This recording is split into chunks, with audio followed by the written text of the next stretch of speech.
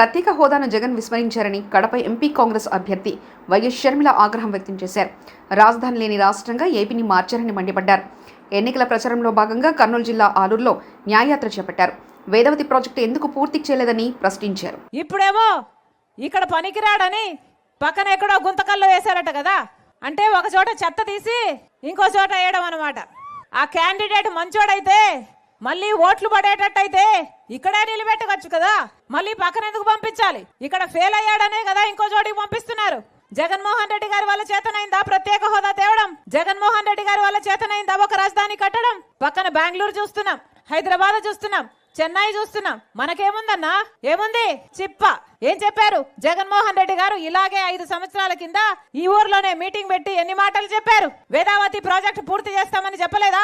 80,000 ఎకరాలకు నీళ్లు ఇస్తామని చెప్పలేదా జగన్మోహన్ రెడ్డి గారు? మరి 5 సంవత్సరాలు అయింది జగన్మోహన్ రెడ్డి గారు ముఖ్యమంత్రి అయ్యి. ఎందుకు అవ్వలేదన్నా వేదావతి ప్రాజెక్టు? ఇక్కడ దారిలో వస్తుంటే చూసాం, ఒక శిలా పథకం ఏమో రాజశేఖర రెడ్డి గారు వేశారు, దాని పక్కనే 2 అడుగులు పక్కన జగన్మోహన్ రెడ్డి గారు శిలా పథకం వేశారు. పోనీ ప్రాజెక్ట్ ఏదైనా మొదలైందంటే ఇంకా ప్రాజెక్టే మొదలు కాలేదట. శిలా పథకాల ప్రభుత్వంలో మిగిలిపోయింది జగన్మోహన్ రెడ్డి గారి ప్రభుత్వం. పోనీ టమోటా కోసం జగన్మోహన్ రెడ్డి గారు ఏం చెప్పారు? ప్రాసెసింగ్ యూనిట్ పెడతామని చెప్పలేదా? కోల్డ్ స్టోరేజ్ పెడతామని చెప్పలేదా? వచ్చిందా అన్న? ప్రాసెసింగ్ యూనిట్ వచ్చిందా? కోల్డ్ స్టోరేజ్ వచ్చిందా? 5 సంవత్సరాలు అయింది, ఇంకా రాకపోతే ఇంకా ఎప్పుడు వస్తుంది? మళ్ళీ ఓట్లేస్తే వస్తుందా? ఇట్లాంటి వాళ్ళకి ఓట్లు వేసినా ఒకటే, డ్రైనేజ్ లో ఓటు వేసేసినా ఒకటే, వేస్ట్ చేసుకున్నా ఒకటే. ఇలాంటి చెత్త వాళ్ళకు వేస్తే ఇక్కడ చెత్త సరిపోలేదని ఈ చెత్తను తీసుకెళ్లి గుంతకల్లో వేశారట. ఏం చెప్పారు జగన్మోహన్ రెడ్డి గారు? ఇలాగే మైకు పెట్టుకొని 3,000 కోట్లతో ఒక ధర స్థిరీకరణ నిధి ఏర్పాటు చేస్తాము, ఏ రైతు మద్దతు ధర లేకుండా అమ్ముకునే అవసరం లేదు అని చెప్పారు.